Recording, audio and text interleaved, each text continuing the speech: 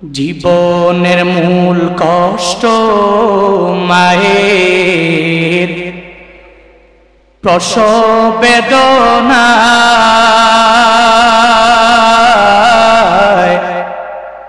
সাত আসমান সাথে জমিন তখন মায়েরই মাথায়। জীবনের মূল কষ্ট মায়ের প্রসব বেদনা,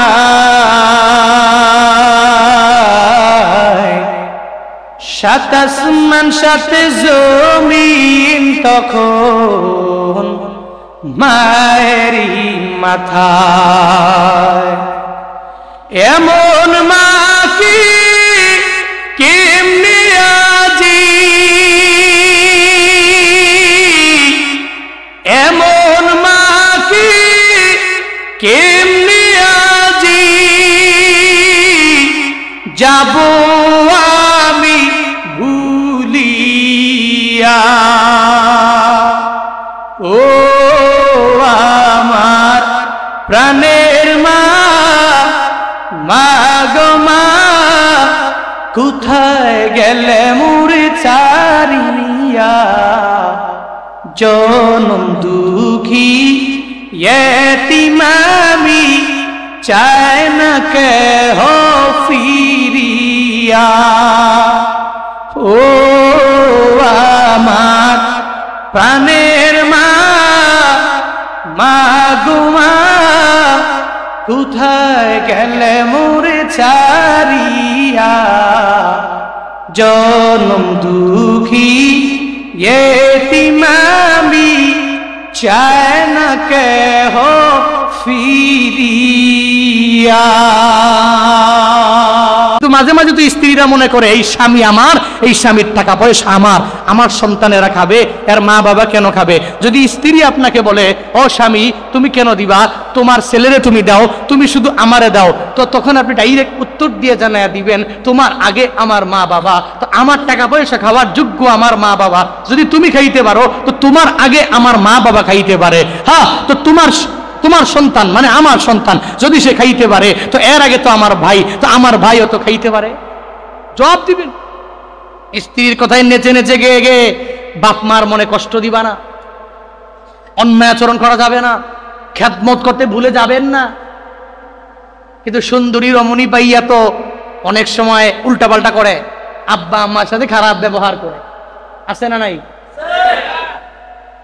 20 বছর পর্যন্ত মা বাবা বড় ভালো, হঠাৎ করে বিয়ে করার পরে মাও ভালো না, বাবাও ভালো না। এখন তার শাশুড়ি হয়ে গেছে, শ্বশুর হয়ে গেছে, ওই ঘরের মধ্যে বিন্দু মাত্র পরিমাণ মায়েরও দাম দেয় না, বাবারেও দাম দেয় না। পরামর্শ যা লাগবে শ্বশুরের জিগায়, শ্বশুর রে আমাকে আপনি সুন্দর করে পরামর্শ দিবেন, আমার বাবার পরামর্শ আমি মানতে পারবো না, আমার মাকেও লাগবে না, এখন থেকে যা পরামর্শ দিয়া দিবে আমার শাশুড়ি আর শ্বশুর মিলাইয়া এরা পরামর্শ দিবে, মা বাবার পরামর্শটাও মানতে রাজি না। ও সন্তানেরা, যেই মা বাবা তুই এত বছর এত কষ্ট করে করে তোরে লালন পালন করলো, এতদিন এত সুন্দর পরামর্শ দিয়া দিল, আজকে নতুন বউ নিয়ে স্ত্রীর কথা মেনে মেনে মা বাবার মনে আঘাত দাও। শুনে রাখবা যুবকেরা, তোমার বউ গেলে চলে গেলে বউ পাওয়া যাবে, ওই বউয়ের সেম আদরটা আর একটা বউ তোমারে দিয়া দিবে। কিন্তু যদি তুই মা হারাও, ওই মায়ের মতো আদর দুনিয়ার কেউ করবে না, ঠিক কিনা? ওই বাবার মতো এত আদর দুনিয়ার কেউ করবে না। অদিন এক আল্লাহর বান্দা বাড়ি সিরাজগঞ্জে থাকে, বিবাড়িয়া, টেলিফোন করে কান্না করে। আমি বললাম কান্না করার মানে কি? বলে আমার মা নাই, আমার মা বাবা দুজন দুনিয়া থেকে বিদায় নিয়ে চলে গেল। হুজুর আমি বিবাড়িয়াতেই চাকরি করি, বিবাড়িয়াতে এমন এক অফিসে আমি জব করি, মান্থলি আমার 1 লাখ টাকা স্যালারি আমার।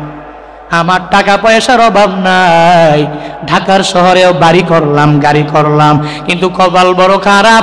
যতই আমি যেখানেই যাই আমার মায়ের মতো ডাক আমি কোথাও পাই না, আমার বাবার মতো ডাক আমি কোথাও পাই না। আমি তাকে জানাইলাম তোমার মা বাবা কেমনে মারা গেছে?